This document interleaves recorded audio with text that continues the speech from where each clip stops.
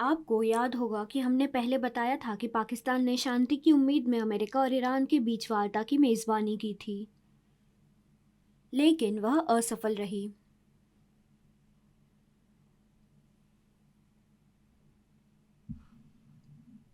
अब मैं जो आपको बताने जा रहा हूँ वह इससे ही जुड़ा हुआ है और आश्चर्यजनक है। अमेरिका और ईरान के बीच बातें विफल रहीं।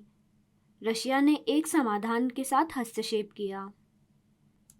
रशिया के इस प्रस्ताव से दुनिया हैरान है। आप यह जानने के लिए उत्सुक होंगे कि क्या प्रस्ताव था। रुकिए, इससे पहले हमने यह बताया था कि अमेरिकी राष्ट्रपति डोनाल्ड ट्रंप ने स्पष्ट रूप से कहा था कि ईरान को कभी भी परमाणु हथियार विकसित नहीं करने चाहिए, लेकिन ईरान ने इनकार कर दिया।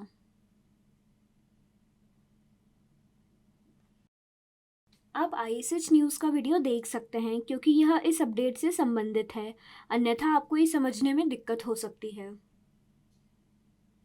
कुछ दिनों पहले राष्ट्रपति ट्रंप ने एक पोस्ट साझा किया था जिसमें कहा गया था कि ईरान ने यूरेनियम संवर्धन नहीं होगा।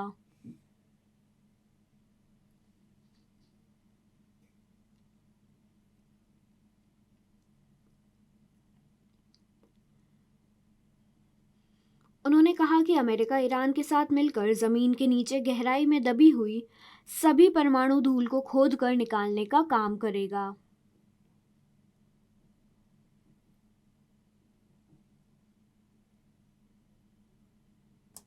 इस तरह ईरान कभी भी परमाणु हथियार नहीं बना पाएगा। यह एक दिलचस्प रणनीति है।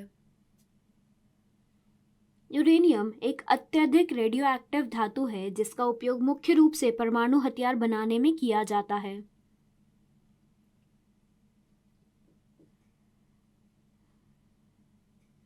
इसलिए राष्ट्रपति ट्रंप ने विशेष रूप से उल्लेख किया है कि वह ईरान में यूरेनियम संवर्धन की अनुमति नहीं देंगे।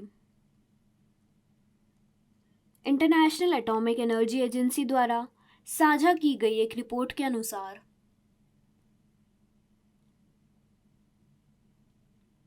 ईरान के पास वर्तमान में 440.9 किलोग्राम यूरेनियम है, जिसमें से 60% संवर्धित है यानी शुद्ध है।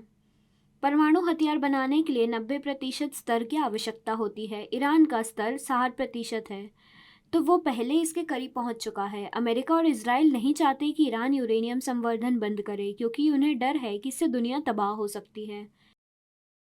इजराइल ईरान के निकट है, इसलिए अमेरिका और इजराइल दोनों इसका विरोध करते हैं। इसलिए रशिया ने हस्तक्षेप किया और संभावित समाधान के रूप में एक प्रस्ताव पेश किया। राष्ट्रपति व्लादिमीर पुतिन ने कहा कि रशिया ईरान से यूरेनियम लेने के लिए तैयार है। इससे ईरान को परमाणु हथियार बनाने से रोका जा सकेगा। अमेरिका के लिए शांति आएगी और संबंधों को बेहतर बनाने में मदद मिलेगी। चूंकि ईरान, रशिया और चीन के बीच घने संबंध है, इसलिए यह एक स्थिर समाधान प्रतीत हो सकता है। हालांकि अमेरिका इसे स्वीकार नहीं कर सकता क्योंकि रशिया और ईरान के बीच मिलीभगत देखी जा रही है। ऐसी आशंकाएं हैं कि रशिया यूरेनियम ले सकता है लेकिन गुपचुप तरीके से ईरान को लौटा भी सकता है। विश्वास की कमी है, इसलिए यह प्रस्ताव शायद स्वीकार न हो। यह एक अनसुलझा सवाल बना हुआ है। इजराइल ने यह भी दावा किया कि उसने रशिया और ईरान से जुड़े जहाज़ों को निशाना बनाया था।